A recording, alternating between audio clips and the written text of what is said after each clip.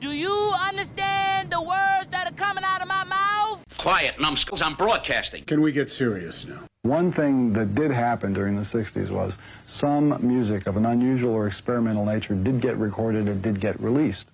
Now look at who the executives were in those companies at those times. Not hip young guys. These were cigar-chomping old guys who looked at the product that came and said, I don't know. Who knows what it is? Record it, stick it out. If it sells, all right. We were better off with those guys than we are now with the supposedly hip young executives who are making the decisions of what people should see and hear in the marketplace. Success in the music business begins with a dream, a vision. This podcast will give you, the listener, the insight and tools to turn that vision into a reality. Meet the industry professionals who work day by day behind the scenes, helping to make those dreams come true. Welcome to the business side of music. On the show with us today is Talya Elitzer, who is the co-founder of a company called Godmode, which is a Grammy-nominated artist development company whose label and management clients include such genre-breaking artists like Channel Trace, JPEG Mafia, and Yaeji. Before that, she was the senior A&R at Capitol, where she worked with such artists as Katy Perry, Sam Smith, and Beck. Welcome to the show. Thank you so much for having me. One of the questions we always like to ask and our listeners like to know about is how you got your start. And one of the things that you mentioned before we actually started this is you're old school in a way in that you started in the mailroom at William Morris Agency. I did. I was literally pushing a mail cart right out of school and did that whole journey. Is that something that William Morris still pretty much dictates that, and maybe I should say agents in training or people that want to get within the realm of working in such an agency as William Morris, is that where they start? Because once again, like I said, that's very old school. I mean, that's how everybody did it in the 80s and the 90s and early 2000s. Or is just that a route you took, or how did that come about? You know, I didn't have any family connections to the music industry. I didn't have, my dad wasn't the head of some label or something. And so I just tried to get my in any way I could. And I, sent my resume everywhere. And someone had suggested that I send it to, it was William Morris at the time. Now it's WME, or now it's maybe Endeavor. I'm not sure. I sent them my resume in every way I possibly could. I faxed it, I emailed it, I snail mailed it. And for whatever reason, they called me in, and I did it. So it definitely still exists. I think it's more for like non-music stuff, more like entertainment. But I think I know they've changed the process a few times, but it definitely still exists. What was it like working there, and what was the big difference from William Morris and Capitol Records? Because that's obviously some sort of a transition to go from an agency to a label perspective. Yeah, I mean, it was totally different. Agents are really only involved in booking shows and in touring, and they don't really have much visibility into the rest of the business. And obviously from a label, you're kind of seeing more of the verticals. And so it was a big transition. I also had been in New York, and I moved out to LA for the Capitol gig. So that was a life transition for me as well. When you created this company, Godmode, that we're talking about here, what was the reasoning behind that this company that you and Nick started? What was your purpose and what was your goal? I mean, it honestly started, Godmode started when we were both living in New York, and we kind of just were throwing parties around the city, and we would put out music as a reason to throw another party.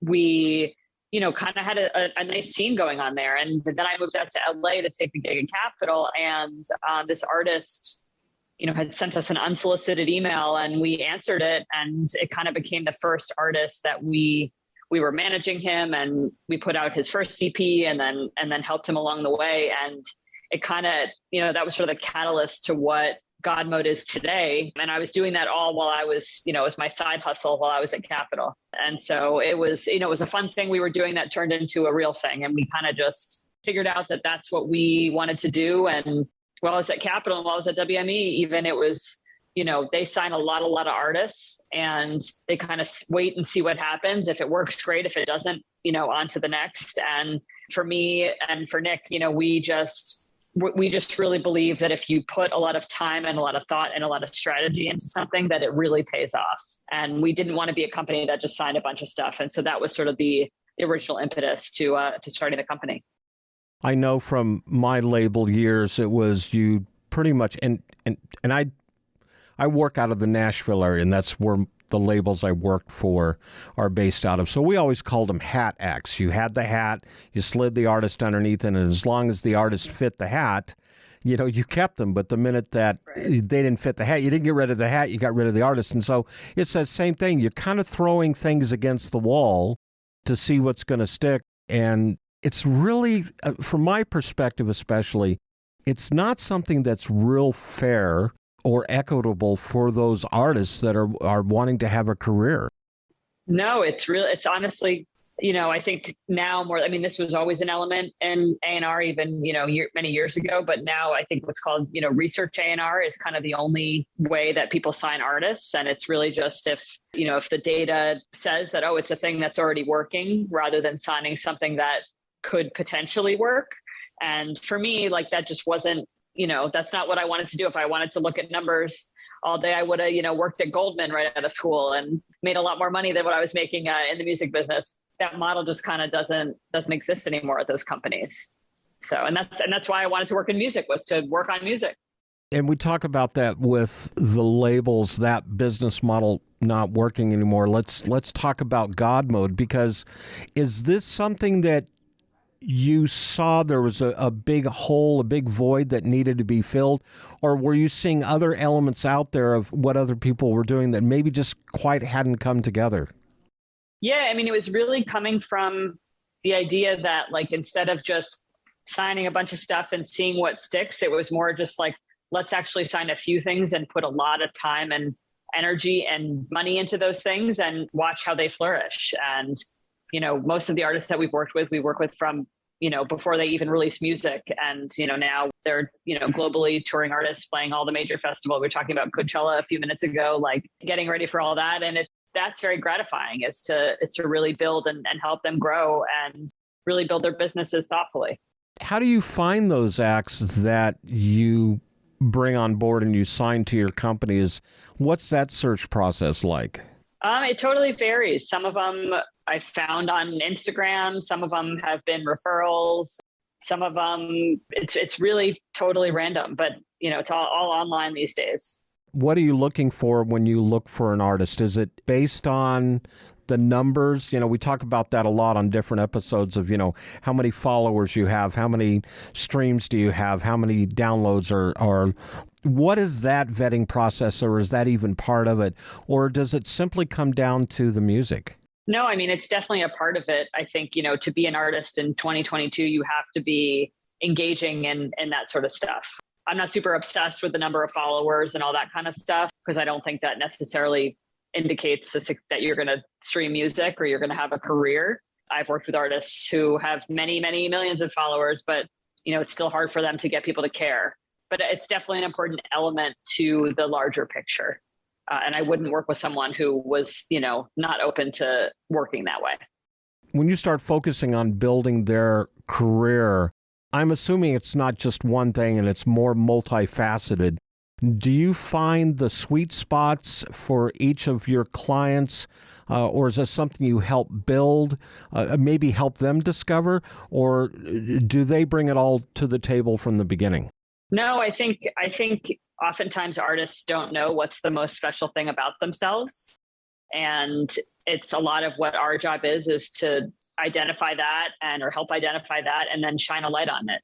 For some of our artists, they, you know, had more of a specific vision about what they wanted to do. And others, like, for instance, our artist Channel Trace, who's playing Coachella next week, he had never even put his vocals on a record before. He was kind of just making beats and having different sounds. And he came in and for the first day and he started speaking. We're like, oh my God, you sound like Barry White. Like, this is amazing. Like this should be the thing. And he was like, really? And we were like, yeah. And so that's the world that we created around him. His voice specifically really can work for dance music. And so we helped build that world in that, you know, in that scene for him based around that.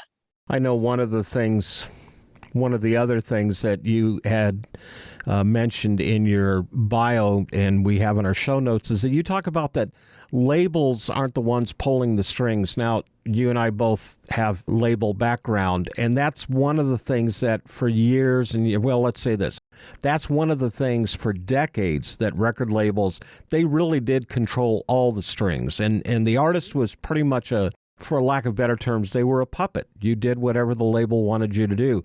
Today, the responsibility really rides on the artist's shoulders. How prepared do they need to be when they come on board with you, or is that something you help in the education process? I mean, it varies. I think, we've worked with artists at all different phases, but I think probably now we wouldn't work with someone who's super, super green, but it's because there's such a huge learning curve. But as long as they kind of understand what it takes, that's all that really matters to us. I was going to ask you, how raw can they be when they come on board? You say green and I say raw, but they need to bring something to the table. Does that include already having a selection or a collection of songs, or can that just be rough material that you guys will fine-tune in the studio, or what's that path that you go down with them? Yeah, I mean, it depends. Some artists have just sent us voice memos of them singing into their phones, and that can be enough. And that really, we started working with one of our artists based off of that. Sometimes it can be more fleshed out demos, and sometimes they'll have music that's already out.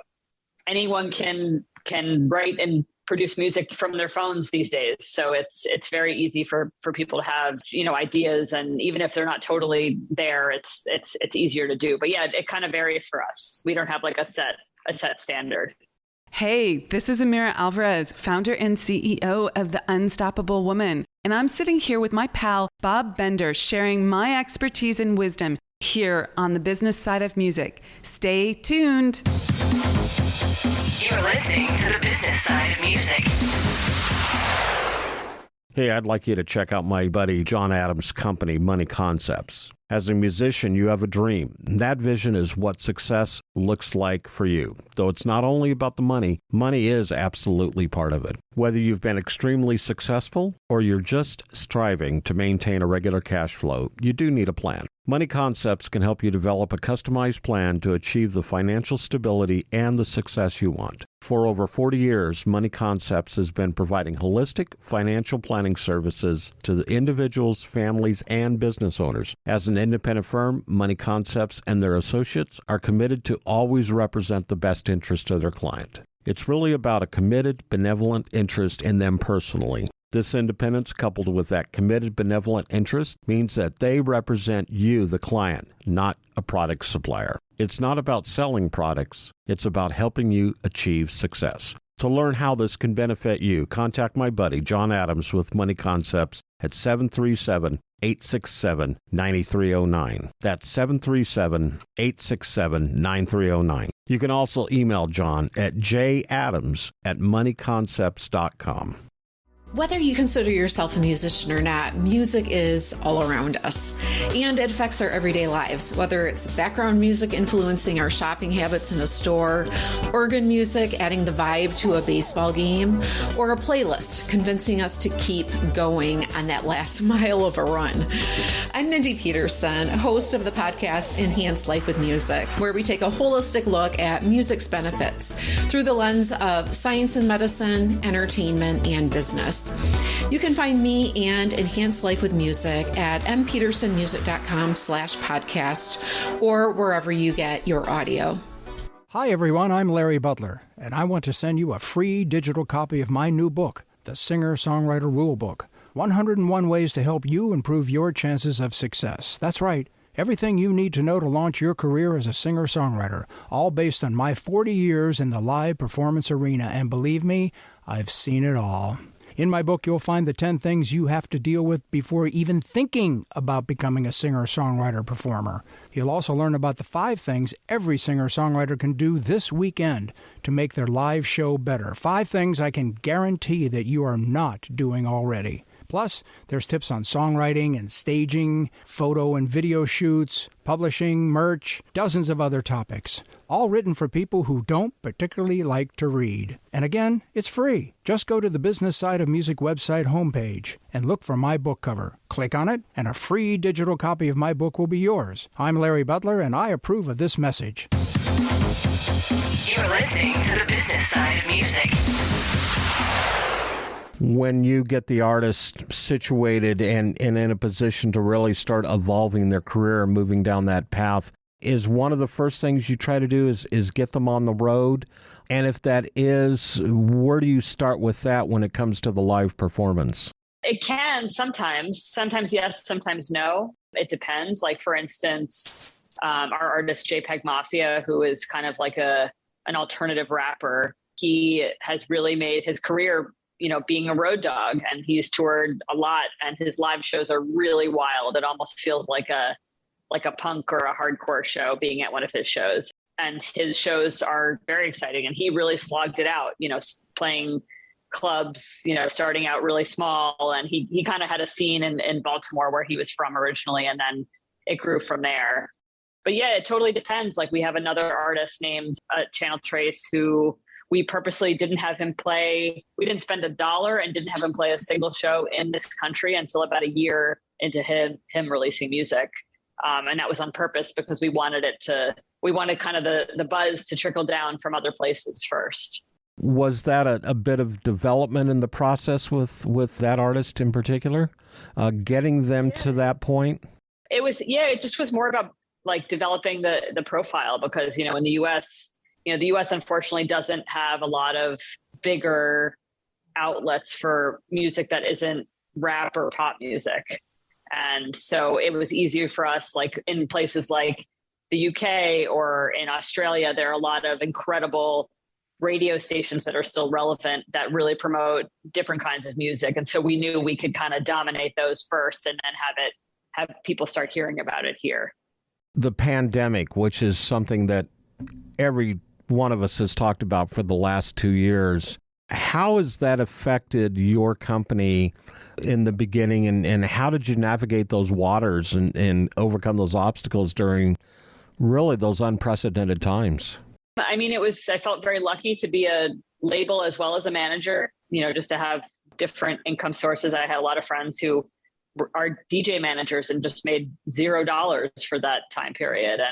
But no, we were very lucky. I think for some, we definitely changed some of our plans of what we were going to do for those years. I mean, some of our artists really thrived. Others had a harder time with it. Like, we had an artist who was just starting out at the beginning of his career, and it was a really poor timing for him, because he was about to go and do promo around the world and all that. But, you figure it out and you adjust. One artist of ours named Channel Trace, we kind of just said yes to everyone who wanted him to feature on one of their records. And we probably wouldn't have said yes before, but it really, really worked. And now, in the Spotify algorithm, all of his numbers are way, way, way up because of all those collaborations. And so now when he releases his own music, not only is his profile much higher, but it just is Spotify will categorize it in a much higher place because, the numbers have gotten there. So I think it's weird to say that I had some artists grow in the pandemic, but I definitely did. And we were very, very, very lucky.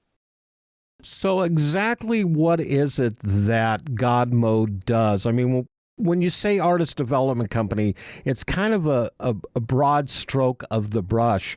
But from what I'm picking up in our conversation here, it's almost like you do a little bit of everything. We do. I mean, to be honest, we're set up to kind of support our artists in all the different ways that they need. I think, talking about labels, not pulling the strings, it's also like there's so much more responsibility put on the artist's shoulders these days. And, they need they're expected to make the music, write the music, post on socials, tour, have a whole vision for what their merch line, it just is crazy. And so we have a lot of different verticals to kind of support our artists in different ways. And so we are a label, we're a management company. We also just started a publishing venture with a company Hypnosis out here. And And yeah, so we work with our artists in different ways, and we have, certain artists are just management, certain artists are just labels, some are both, but it really is just there to support our artists in whatever way they need. Is there a particular genre or classification of genres that you look for to take on artists? How broad of a spectrum is that? Not necessarily. I think we're just sort of, we sign stuff that we're taken by. I think we're pretty open. I think maybe country music is something that I don't know a lot about, or like Christian rock music I don't know a lot about. I probably wouldn't take that on, but I think everything else is fair game. What's next for Godmode at this point? Before the show, we talked about Coachella and how you've been involved in that. Is that just, I'm assuming that's just one of many projects you're working on right now? Yeah, it's lots of artists having new records this year, a lot of releases coming. And I think we're just looking to grow, but, thoughtfully and carefully. So I don't think we're not trying to be, 100-person company, but we're excited to be small but mighty. And we talked about Nick Sylvester. He's one of the co-founders, correct? Mm-hmm. Yep. What's his role in all this? Nick is has a really interesting background. He was one of the original guys from Pitchfork and learned to produce music under James Murphy, who's the lead singer of a band called LCD Sound System. And really, he is like the creative head of our company. And so for a lot of artists, he produces their records. And for other artists, he can just be a person that really just kind of guides them with that stuff. But, because a lot of what we do is, we believe that creative decisions are business decisions and business decisions are creative decisions. And so a lot of these choices that people make are really, really important. And so he is really that voice within the company. I like that. Creative decisions are business decisions and business decisions are creative decisions. And I guess that brings up the next question. How much of the creative process versus the business process is the artist involved in versus what Godmode does? It honestly varies per artist. Most of the artists that I work with they're not super interested in the business side of things, but some of them are, and some of them will tell me very strongly they want to do this sort of deal or that sort of deal. And it's my job to educate them. And ultimately it's their career, not mine. So it's ultimately their decision. But yeah, it really depends. And it honestly varies across the board. Like we have an artist named Love Leo, who is an incredible, just sort of like general creative. And he's like really, really good at making videos. And he has just when he writes a song, he already sees what the video is going to look like. And so he particularly is like very active in that process. And, where normally an artist wouldn't necessarily be involved. Are you looking for new clients all the time? Are you looking for someone out there to help fill the roster? And if so, how can they find you? We're on socials, just at Godmode Music in a variety of different iterations. If you Google Godmode Music, you can find us. But no, we're always looking. We don't take on a lot of stuff, because we're pretty dedicated to, it's a big deal for us to take something on, and we take that very seriously. But yeah, always looking. Well, I appreciate your time. Thank you so much. Thanks so much for having me. The Business Side of Music is the creation of Tom Sabella and Tracy Snow and is produced by Bob Bender. The Business Side of Music is recorded at Music Dog Studios in Nashville, Tennessee. Production sound designed by Keith Stark. Voiceover and promo by Lisa Fuson.